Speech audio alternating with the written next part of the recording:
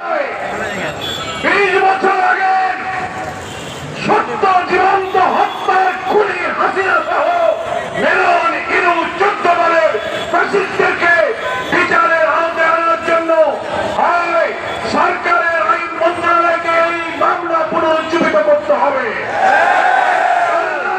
বিদ্যমান ট্রাইব্যুনালকে দায়িত্ব দিতে হবে এই হত্যাকাণ্ডের পুরো তদন্ত হোক, হাসিনার বিরুদ্ধে মামলা করে এই আন্তর্জাতিক ট্রাইব্যুনালে তার বিচার করা হোক। পৃথিবীর ইতিহাসে এটা নজিরবিহীন।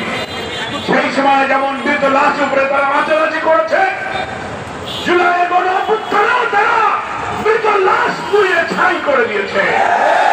এই ফ্যাসিস্টের আর বাংলাদেশের জনগণ তাদেরকে প্রশ্রয় দিতে পারে না। আমরা শুনতে পাচ্ছি খুনি হাসিনা দিল্লি থেকে কর্মসূচি দিচ্ছেন নভেম্বরের প্রথম সপ্তাহে 15 দিনে বিক্ষোভ, হরতাল, ঘেরাও। আমরা সরকারের স্বরাষ্ট্র উপদেষ্টা, আইন উপদেষ্টা সহ সকলকে বলবো এই খুনিদের রাজনীতি চিরতরে বাংলাদেশ থেকে বিদায় করার জন্য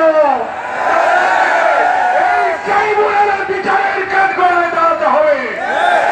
এ জাতি যদি ব্যর্থ হয় তাহলে 2006 সালের অক্টোবরে এই হত্যার মধ্য দিয়ে সেই 6 থেকে 25 এই 19 বছরে বাংলাদেশের রাজনীতি তার গতিপথ হারিয়ে ফ্যাসিবাদের দিকে যাত্রা শুরু করেছিল।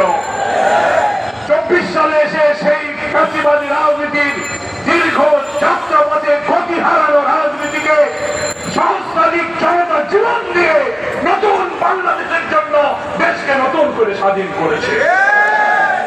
নতুন বাংলাদেশের জন্য